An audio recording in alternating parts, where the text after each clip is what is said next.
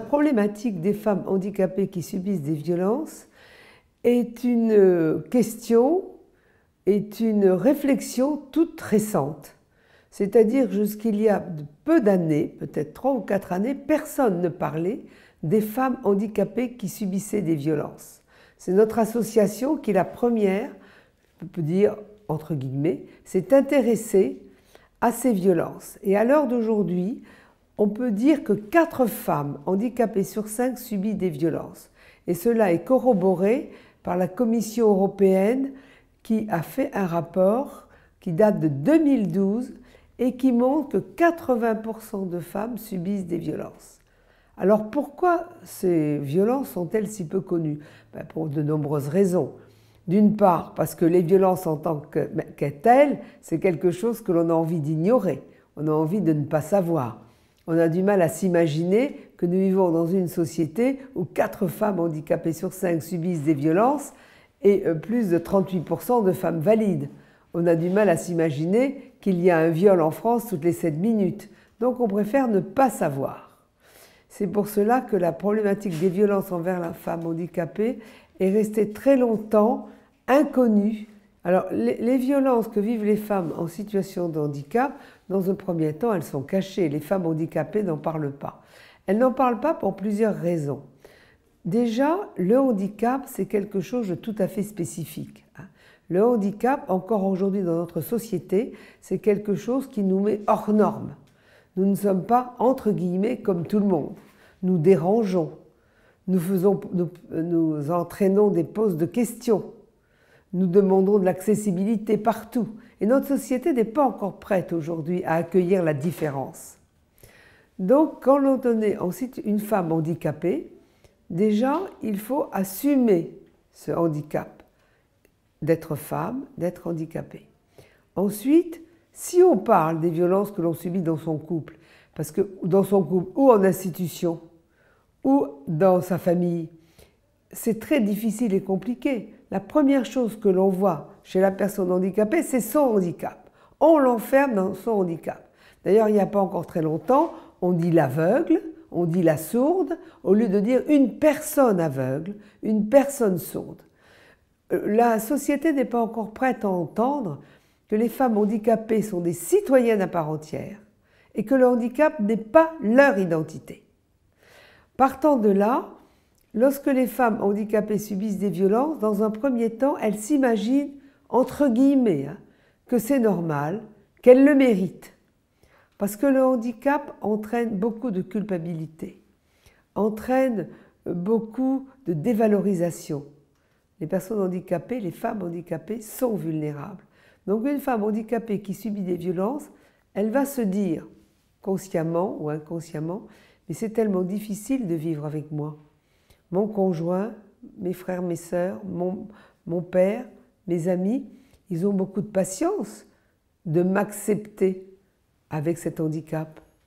Et les personnes plus lourdement handicapées vont se dire, eh bien, mon conjoint, mon ex-conjoint, enfin mon ami me fait mes courses, je dois lui être reconnaissance. Il me fait la cuisine. Donc si de temps en temps il me donne 2-3 gifles, ben c'est normal, c'est parce que je l'énerve. Et à cela se rajoute quelque chose d'extrêmement important dont nous nous sommes aperçus dans notre association, c'est que très souvent les familles des femmes handicapées qui ont gardé leurs filles peut-être jusqu'à un certain âge, 25 ans, 30 ans, qui ont beaucoup donné, sont ravies qu'enfin cette femme handicapée trouve un conjoint et n'ont pas du tout envie qu'elle retourne dans la maison familiale. Nous avons une femme handicapée qui nous a dit, quand j'ai dit à ma mère que je subissais des violences par mon conjoint, elle m'a répondu, écoute, c'est pas très grave, hein. En tout cas tu ne retournes pas à la maison, nous on a assez donné, tu peux recevoir quelques gifles ou quelques coups de pied, il s'occupe de toi, et puis tu sais, les handicapés, bien entendu, pas personne, les handicapés, c'est pénible, c'est fatigant, vous nous faites vivre des choses vraiment qui nous fatiguent, qui sont contraignantes, donc tu peux bien supporter quelques gifles et quelques maltraitances. Et les violences, elles sont de toutes sortes. Nous avons d'abord les violences physiques, qui sont les coups, les gifles, les étranglements, mettre la femme, son visage dans un lavabo, la faire étouffer jusqu'à qu'elle consente à une relation sexuelle, par exemple. Il y a également les viols. Les viols sont très fréquents chez les femmes handicapées. Donc toutes les violences physiques. Il y a ensuite les violences psychologiques. Et il y en a beaucoup. Dévaloriser la femme handicapée. Lui dire qu'elle n'est bonne à rien, qu'elle est idiote, qu'elle est folle, qu'elle est conne, qu'elle est une taupe, qu'elle est une sourdingue, qu'elle est enfin, tout ce que vous pouvez imaginer d'injures. Et puis la deuxième escalade, ça va être les violences physiques. Il y a également les violences alimentaires, priver les femmes handicapées de nourriture, soi-disant pour qu'elles pèsent moins lourd lorsqu'elles sont dans un fauteuil roulant. Il y a également, certaines fois, des privations médicamenteuses, jusqu'à ce que certaines personnes diabétiques tombent dans le coma. Il y a également des violences institutionnelles. Et les violences institutionnelles, elles sont extrêmement nombreuses. Et dans les violences institutionnelles, nous retrouvons toutes les violences physiques, psychologiques, alimentaires, médicamenteuses. Il y a de nombreux viols dans les institutions. Il y a de nombreuses personnes qui sont maltraitées, battues, qu'on ne lave pas, qu'on ne change pas. Et toutes ces violences, eh bien, les femmes handicapées ont beaucoup de difficultés à nous les communiquer parce qu'elles ont peur. Il y a la peur, il y a la honte, il y a le fait qu'on pense qu'on ne va pas être cru. Et puis surtout, ce qui est intéressant, c'est que lorsqu'on se trouve en face d'un soignant qui est violent, eh bien, il est tout doux, tout gentil, tout sympathique, tout contenant, comme le mari violent très souvent, qui, après avoir battu sa femme, va l'inviter au restaurant ou lui acheter un bouquet de fleurs pour qu'elle se taise. Et puis surtout, il y a ce que vous connaissez bien, ce discours qu'on ne va pas te croire. On va penser que tu es folle si tu dis que je te maltraite. Tu sais très bien que personne ne te croira et qu'on dira que tu es complètement folle dingue et qu'il faut t'hospitaliser. Alors, les femmes handicapées ont les mêmes droits que les femmes valides pour porter plainte lorsqu'elles subissent des violences. Simplement, c'est plus difficile et plus compliqué.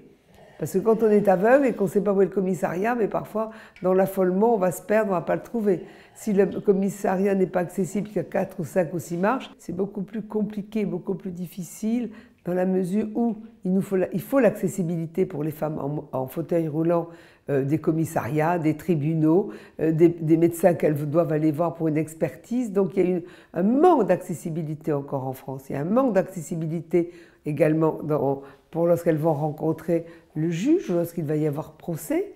Il y a un manque d'accessibilité pour les femmes sourdes, même si ça a évolué, parce qu'il faut des traducteurs ou traductrices en langage des signes. 4 femmes handicapées sur 5 subissent des violences et ce chiffre est inacceptable. On ne peut plus se taire, les violences sont interdites et il faut accompagner ces femmes à sortir de la spirale des violences. Notre numéro d'écoute, le 01 40 47 06 06, répond à ces femmes tous les lundis et le jeudi matin. Et nous allons essayer de développer cette écoute. Les violences, cela détruit. Cela rend la personne honteuse, coupable. Elle n'ose plus regarder l'autre.